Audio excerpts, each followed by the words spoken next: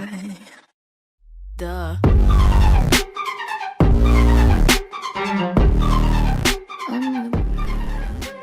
कोई ऐसा परफेक्ट नहीं है कि हाँ जो वो स्टेप उठाएगा वो स्टेप सही होगा, जो वो चाहेगा वो होगा ही होगा, वैसा नहीं होता है। गलती मेरे से भी हुआ है, गलती आपसे भी होगा, गलती जो देख रहे हैं उनसे भी हुआ है, लेकिन मैटर क्या करता है? Since you are from the sports background, so what are the struggles you faced in the very beginning of your career? Like आपने क्या-क्या चीज़ें स्ट्रगल में देखी थी अपनी लाइफ में? सो बेसिकली चैलेंजेस तो हर कोई फेस करता है। एक्चुअली अगर किसी भी इंडिविजुअल को आप उठा के देखोगे तो उसने कई चैलेंजेस को पार किया होगा, क्रॉस किया होगा, स्किप किया होगा। बहुत सारी चीज़ें होती हैं लाइफ में। सो मेरी लाइफ में भी बहुत सारे चैलेंजेस थे, जैसे in my early days, like I was a below average boy, so getting a good marks was still a dream for me. जैसे मेरे जैसे लड़के के लिए एक अच्छा मार्क्स को स्कोर करना बहुत डिफ़िकल्ट होता था उस टाइम पे। 8th-9th क्लास की बात थी। मैं सिर्फ खेलने में अपना टाइम मतलब ज़्यादा अपना इन्वॉल्व होता था मैं खेलने में। पढ़ाई को थोड़ा कम फोकस किया था उस टाइम पे। बट 9th क्लास में जब 9th का एग्ज़ाम हुआ, हर चीज़ हुआ, तो मेरा जब रिज़ल्ट आया तो मेरा सीजीपीए 6.2 था, जो कि एक मिडिल क्लास फैमिली के लिए बहुत ही कम होता है, बहुत ही ज़्यादा कम होता है। पेरेंट्स को बहुत सारी उम्मीदें होती हैं जो कि उस टाइम पे ब्रेक होने लगी थी मेरे से। सो कुछ ऐसा था कि बोलने लगे थे कि अपना पैसा और अपना टाइम सब वेस्ट कर रहे हैं मुझ पे। तो वो चीज़ थोड़ा फ़ील हुआ, तो उस चीज़ पे काम करना शुरू किया। स्पोर्ट्स हमेशा से था मेरे साथ में और स्टडीज़ पे थोड़ा काम करना शुरू किया, क्योंकि as a middle class family risk बहुत कम रहते हैं हम लोग के पास। तो इसीलिए थोड़ा पढ़ाई पे ध्यान दिया, हर चीज़ अच्छे से किया। तो 10th क्लास में थोड़ा मेहनत ज़्यादा किया, तो 10th क्लास में सीजीपीए मेरा हाइक हुआ 8.6 तक, जो कि मेरे जैसे लड़के के लिए बहुत ही ज़्यादा था। सो एक चैलेंज वो था, जो छोटा सा चैलेंज जो उस टाइम पे क्रॉस किया था। फिर एक चैलेंज था जो कि 12th क्लास में फेस किया। 12th क्लास का जब रिज़ल्ट आया 12th क्लास में बहुत ही कम हो गया था रिज़ल्ट फिर से। उस हिसाब से कोई कैंपस नहीं मिलता मुझे, कोई अच्छा कॉलेज नहीं मिलता, पूरा करियर रुइन हो सकता था उस पर्टिकुलर परसेंटेज से। सो मेरे सामने बहुत बड़ा चैलेंज ये था कि मतलब आगे मुझे करना क्या है, मतलब मैं क्या करना चाहता हूँ आगे। फिर सब मुझे इंसिस्ट किए कि ठीक है तुम एक साल ड्रॉप कर लो, 12th फिर से दे देना किसी अलग बोर्ड से या बिहार बोर्ड से, किसी से भी। तो मैं सोचा क्या करूँ। फिर उसके बाद मुझे लगा कि एक साल ड्रॉप करना एक अच्छा ऑप्शन रहेगा। सो डिसाइड किया कि ठीक है 1 साल ड्रॉप कर रहा हूँ मैं, plus I am going to Kota. ये चीज़ बहुत कम लोगों को पता है मेरे बैच में, क्योंकि वो फ़ेज़ बहुत ही थोड़ा ऑड था मेरे लिए।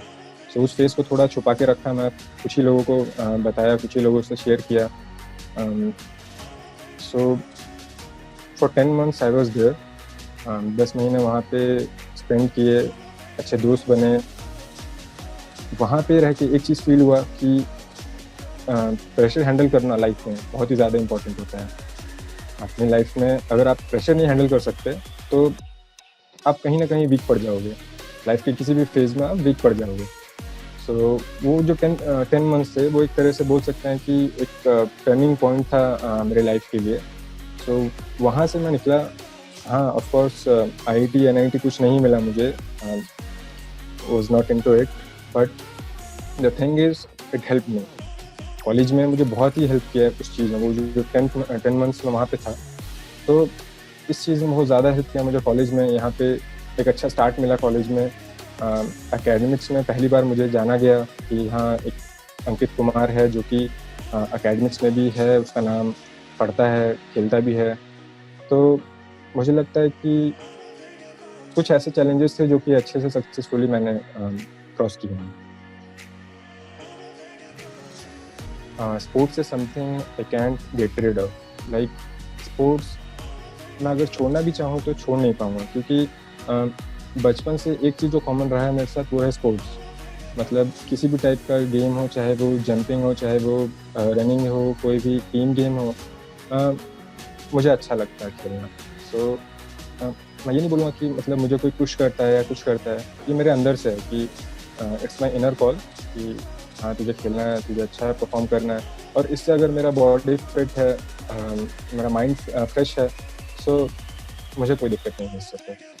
सो ये मोटिवेशन हमेशा मेरे साथ रहता है कि मेरा बॉडी फिट है, मैं फिट हूँ, मेरा माइंड पीस पे है, तो सब सही है। सो मेरे ओपिनियन में तो यही है कि अम, अगर आप आगे बढ़ने का एम रखते हैं, अगर आप चाहते हैं कि आप दिन ब दिन आगे बढ़ें, तो गलती आपसे होगी ही होगी। कोई कोई ऐसा परफेक्ट नहीं है कि हाँ, जो वो स्टेप उठाएगा वो स्टेप सही होगा। जो वो चाहेगा वो होगा ही होगा, वैसा नहीं हो सकता है। गलती मेरे से भी हुआ है, गलती आपसे भी होगा, गलती जो देख रहे हैं उनसे भी हुआ है। लेकिन मैटर क्या करता है? मैटर ये करता है कि कैसे आप उनको ओवरकम करते हैं। आपको अगर आपका ड्रीम इतना ही प्यारा है, अगर आप चाहते हैं कि आपका ड्रीम पूरा हो, तो रास्ते में जितनी भी रुकावटें हैं, आपको उसको क्रॉस करना ही होगा, चाहे जैसे भी। और ये मोटिवेशन कहीं बाहर से नहीं, आपके अंदर से ही आएगा। और जिस दिन आपको लगेगा कि हाँ, मैं चीज़ों को ग्रैब कर रहा हूँ, मैं कुछ फेल्योर्स को ओवरकम करने में सक्षम हूँ, तो नेक्स्ट फेल्योर्स भी आप अपने आप टैकल कर पाएँगे। How do you manage your time so well, like for studies and academics along with the sports? सी मेरे हिसाब से if you are dedicated enough, तो आप लोग कर लोगे टाइम मैनेज।